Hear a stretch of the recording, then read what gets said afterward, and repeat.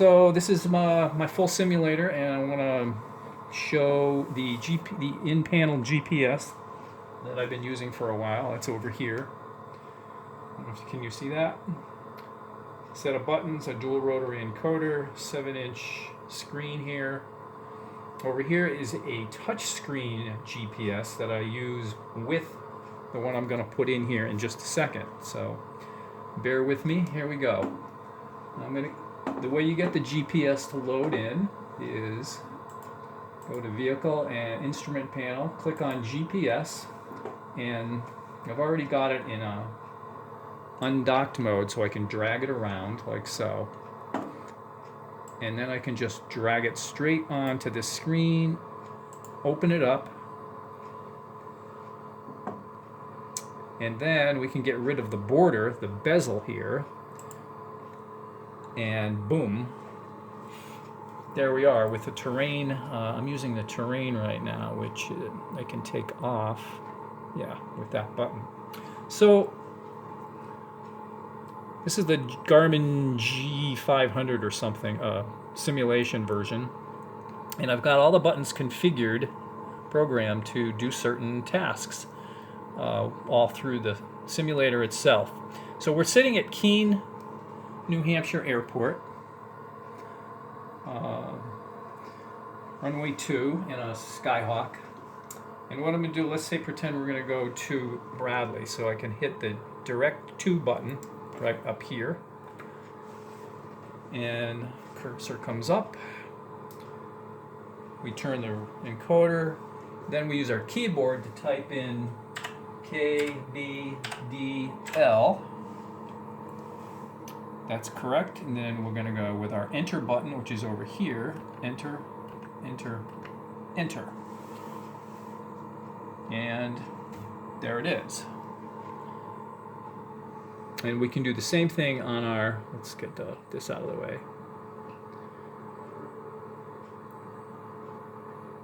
On the touch screen, KBDL, it shows up. We hit enter, activate, and it's got the same, it'll have the same plan locked in. And here it shows us desired track is 212 degrees, distance is 60 miles.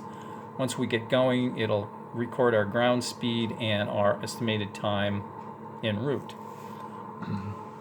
So the other thing we can do with this is, and Ralph will appreciate this, we can put a procedure in for Bradley by hitting the procedure button, select the approach, enter, and then we're going to pick our runway. And I think today, I don't have the weather running right now, but it would be for 6. So let's select the ILS for 6, enter it, and either take vectors or use Penna as our fix for the approach.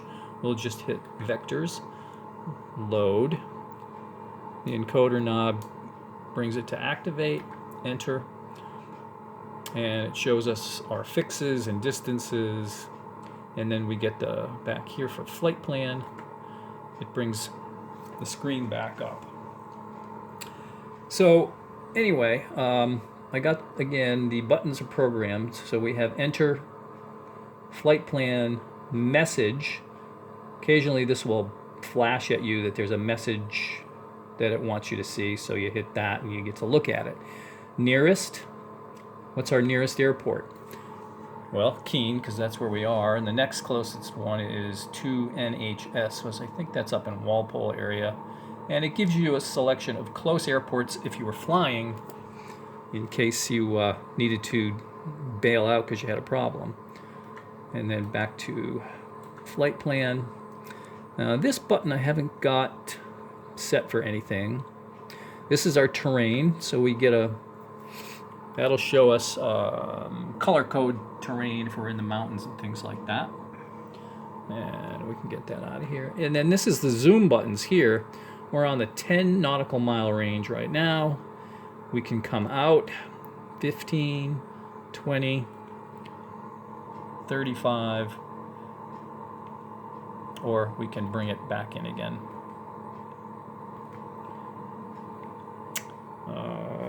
So that that's about it. Now, we can do the same thing on that, but I won't get into the touch screen. That's a little more complicated, but it's beautiful.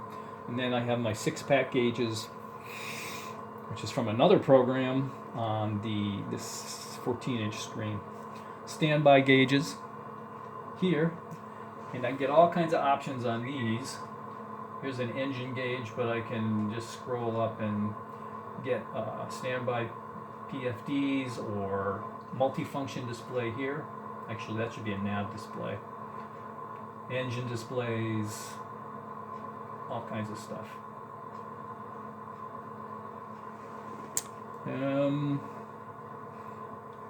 Full autopilot. This is the EFIS. These are for your jetliners. Basically, these two things. Radios. Let's see, we're on nav 1 there.